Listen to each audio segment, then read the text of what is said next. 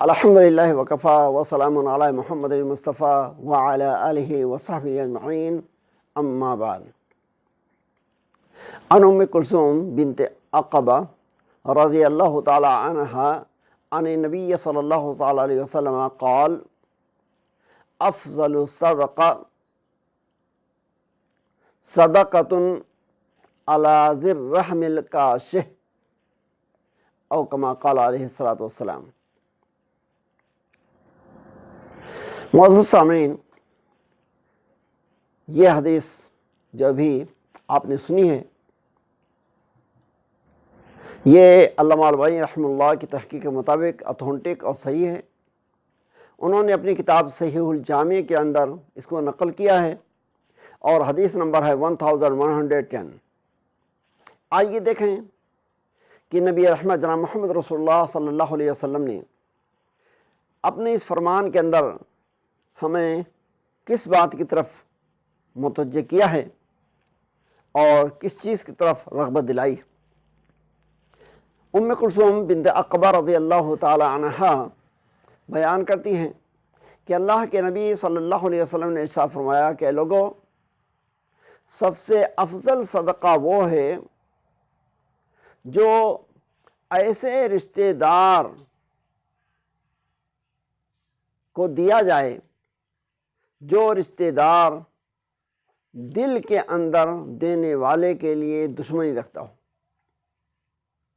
نفرت و قدورت رکھتا ہو۔ حضرات گرامی، آج ہم اپنے معاشرے کے اندر اپنی سوسائٹی میں ایک چیز محسوس کر رہے ہوں گے یا کبھی کبھی یہ چیز دیکھنے میں آتی ہوگی کہ آدمی اگر صلہ رحمی کرنا چاہے، رشتہ داروں کے ساتھ حسن سلوک کرنا چاہے تو اس میں یہ چیز رکاوٹ آ جاتی ہے کہ فلاں تو ہم سے دشمنی رکھتا ہے، عداوت رکھتا ہے، ہمارا مخالف ہے۔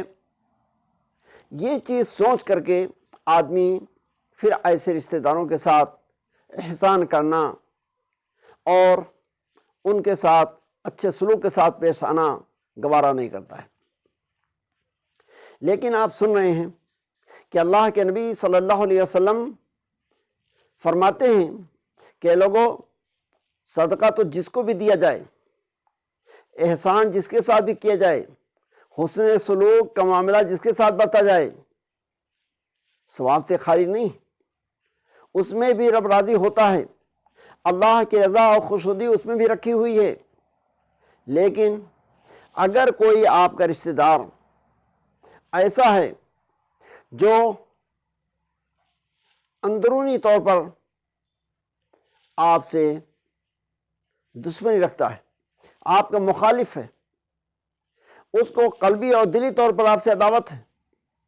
اگرچہ وہ ظاہر نہ کرتا ہو،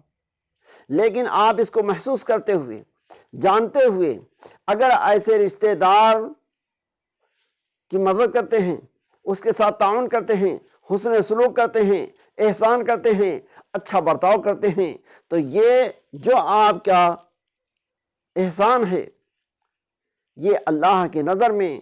سب سے اعلیٰ درجہ کا احسان ہوگا، سب سے زیادہ اجر و ثواب والا احسان ہوگا۔ یہ جو آپ کی خوش اخلاقی اور اچھا سلوک اور اچھا برتاؤ ہے یہ رب کی رضا کا زیادہ سے زیادہ رضامندی کا ذریعہ اور وسیلہ بنے گا۔ دراصل ہمیں ہر موقع پر اس چیز کی رغبت دلائی گئی ہے کہ ہم اپنی ذات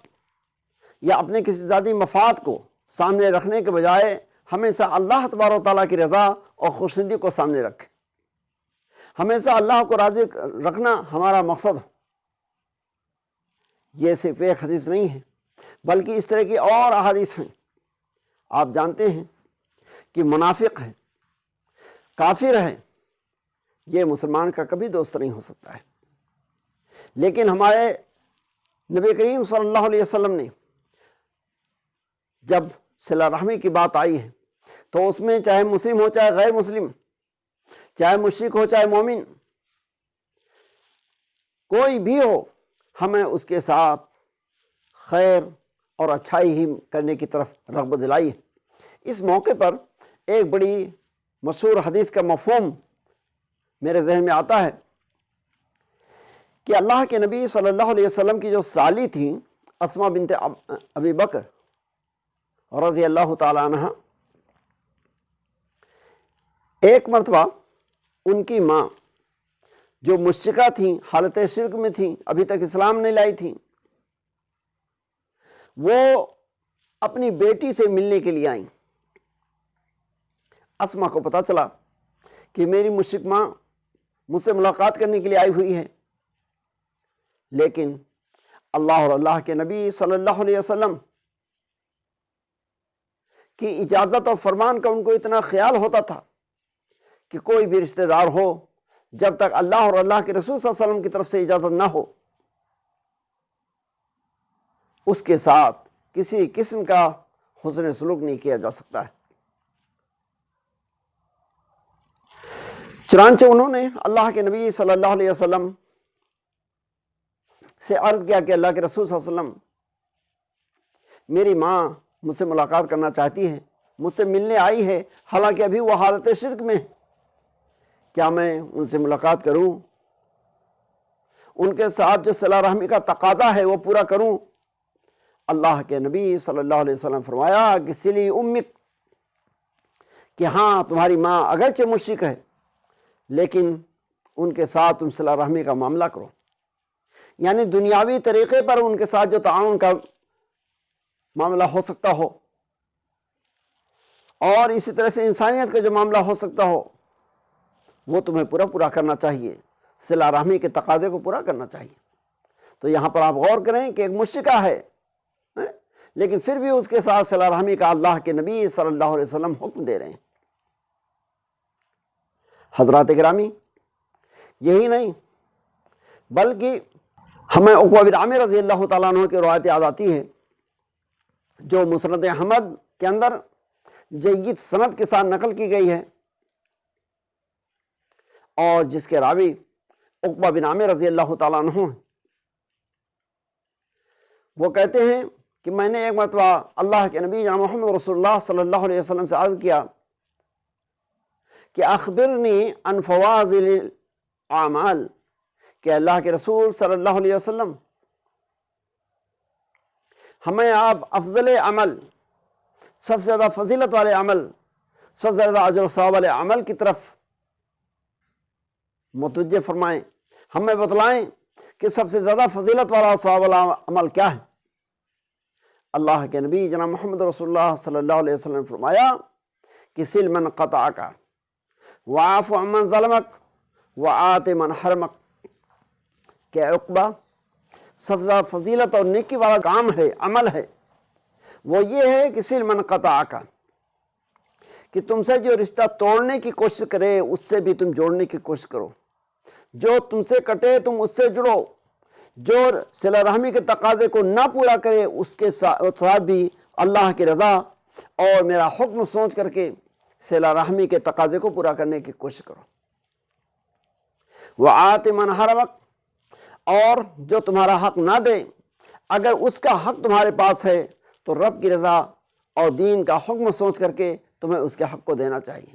وعف عمن ظلمک، اور اگر تمہارے ساتھ کوئی ظلم کر رہا ہے تو اللہ کی رضا کے لیے تمہیں اس کو معاف کر دینا چاہیے۔ تو یہاں پر جو باتیں اللہ کے نبی صلی اللہ علیہ وسلم نے فرمائی ہیں اس میں ایک بات صلہ رحمی کے تعلق سے، رشتہ داروں کے حقوق کے تعلق سے ہے، رشتہ داروں کے ساتھ احسان اور اچھا برتاؤ کرنے کے تعلق سے ہے کہ اللہ کے نبی صلی اللہ علیہ وسلم نے فرمایا کہ اگر کوئی تمہارا رشتہ دار تمہارے حق کو نہیں دیتا ہے، تمہارے ساتھ اچھا برتاؤ نہیں کرتا ہے، صلہ رحمی کے تقاضے کو نہیں پورا کرتا ہے، پھر بھی تم اس کے ساتھ صلہ رحمی کے تقاضے کو پورا کرو اور صلہ رحمی کا جو طریقہ ہے وہ اس کے ساتھ اپناؤ۔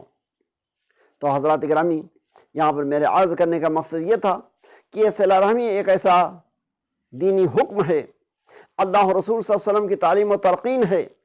جو ہمیں ہر ممکن طریقے سے انجام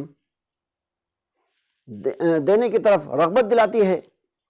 اور اس میں اپنی ذات یا کسی ذاتی مفاد کے خیال کرنے کے بجائے ہمیں ہمیشہ تاکید کی گئی ہے کہ ہم اللہ کی خوشی کا خیال کریں، دینی حکم کا لحاظ کریں، اور اللہ کے نبی جناب محمد رسول اللہ صلی اللہ علیہ وسلم کے اسوہ حسنہ کو سامنے رکھتے ہوئے جو بھی ہمارے رشتہ دار ہیں، چاہے وہ ہمارے نسبی خاندان کے لوگ ہوں، چاہے ہمارے سسرالی خاندان کے لوگ ہوں، جو بھی ہمارے رشتہ دار ہیں ان کے ساتھ ہمیں صلہ رحمی کرنا چاہیے۔ اللہ کی رضا اسی میں ہے، ہمارے دین کا حکم یہی ہے، اور دنیا اور آخرت کے اندر عافیت اگر مل سکتی ہے تو اسی طریقے سے مل سکتی ہے۔